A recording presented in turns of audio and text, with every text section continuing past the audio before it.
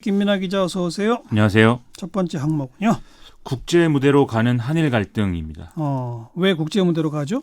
청와대가 오늘 이제 일본의 수출 규제 문제가 이 WTO의 상품무역이사회에 긴급 안건으로 상정이 됐다 이렇게 밝혔는데요. 네. 이것은 이제 주 제네바 한국 대표부의 제안에 따른 것이기 때문에 우리의 이제 요구에 따른 거죠.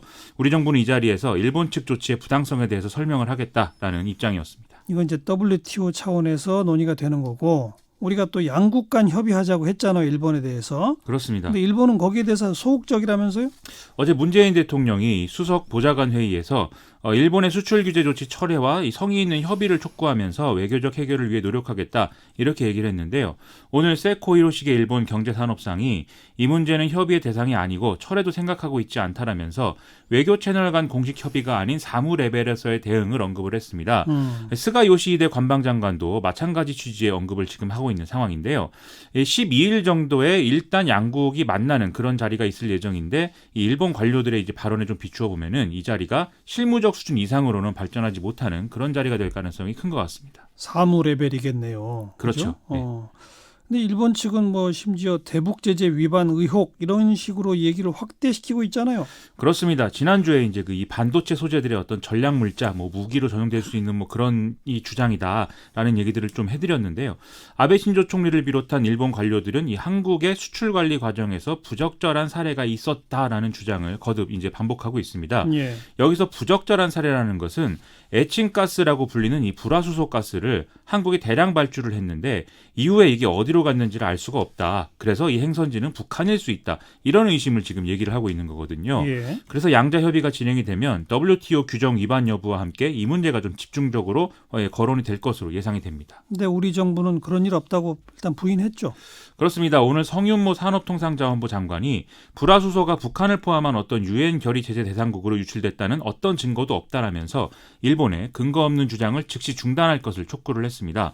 정부는 그동안 국내 이제 불화수소 수입 업체 등을 긴급 전수조사해서 대북 반출 사실이 없다는 걸 또 확인을 했다고 합니다. 근데 그게 진짜 무기 생산에 쓰이는 거예요?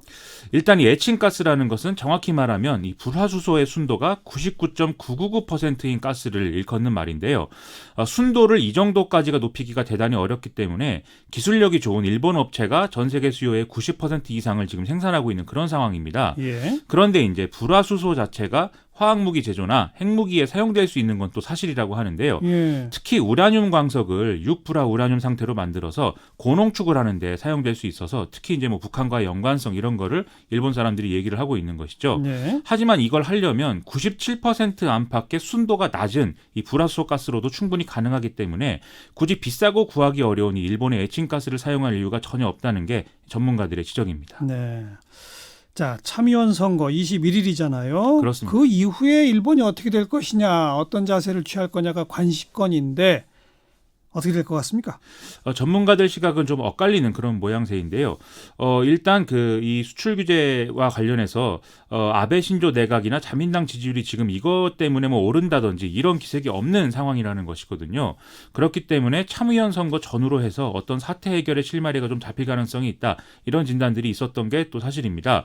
하지만 당장은 출구를 찾기 어렵고 최소한 연말까지는 지금과 같은 상황이 이어질 수 있다. 이렇게 진단하는 전문가들의 목소리도 나오고 있습니다. 그런 장기화될 수 있다는 근거는 뭐예요? 일본이 지금 우리에 요구한 제3국이 참여하는 중재위 구성 시한이 참여연 선거 3일 전인 오는 18일인데요. 우리가 끝내 여기에 응하지 않으면 일본이 이제 이날 이 대응책으로 추가 수출 규제를 발표할 가능성이 있다는 것이죠. 여기다가 이제 아베 신조 총리의 목표는 아무래도 이제 개헌 아니겠습니까? 예. 이를 위해서는 중참 양원에서 3분의 2 의석을 이제 확보를 해야 되는데요. 따라서 이번 선거에서 좀 개헌을 내걸고 참의원에서 3분의 2 이상의 의석을 얻고 연말로 예상되는 중의원 선거에서도 마찬가지로 3분의 2 이상 의석을 재확보하면서 개헌을 의제화하는 게 어떤 전략 아니겠느냐 이런 시각이죠. 그래서 이를 통해서 국민투표까지 쭉 개헌 의제를 밀어붙이겠다는 것 아니냐라는 해석이 나오고 있습니다. 네. 일단 참의원 선거 결과를 좀 봅시다. 시사뵙기 두 번째 항목은요. 윤중천 죽이기입니다. 누가요?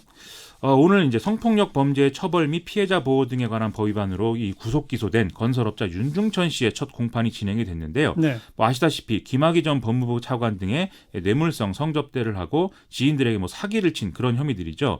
그런데 이 재판하는 자리에서 윤중천 씨가 검찰 수사의 부당성을 막 지적을 하면서 검찰이 윤중천 죽이기를 했다 이렇게 주장을 했다는 그렇게 얘기입니다. 주장하는 근거는요? 애초에 이제 검찰 내부에 어떤 그 김학의 전 차관 관련 수사가 무마된 이유 이런 것들을 좀 찾아내고 이것을 바로 잡고 반성을 하려는 게 애초에 이 수사의 취지였음에도 불구하고 성폭력 혐의를 걸어서 검찰이 자신을 기소를 한 것은 검찰 과거사위원회와 이 관련 수사단이 성과를 내기 위해서 과욕을 부린 결과이다 이렇게 주장을 했고요.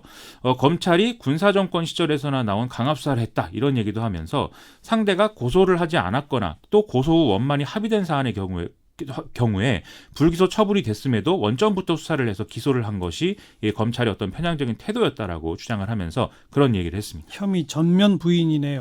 그렇습니다. 검찰은 김학의 전 차관 등에 대한 어떤 주요 뇌물 공여자인 윤중천 씨가 피해자를 지속적으로 폭행 협박해서 심리적으로 억압한 상태에서 성폭력을 저질렀고 이것을 통해서 이제 고위층 성접대에 동원했다 이렇게 보고 있는 것인데요.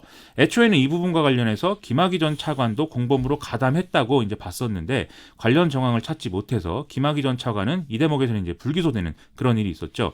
윤중천 씨는 이런 모든 일이 피해자와 합의에 의한 관계였다고 이 재판에서 주장을 했습니다. 네. 더 지켜봅시다. 이 재판도 결론이 어떻게 날지 참 모르겠네요. 그러게 말입니다. 수고하셨습니다. 고맙습니다. 김민아 기자였어요.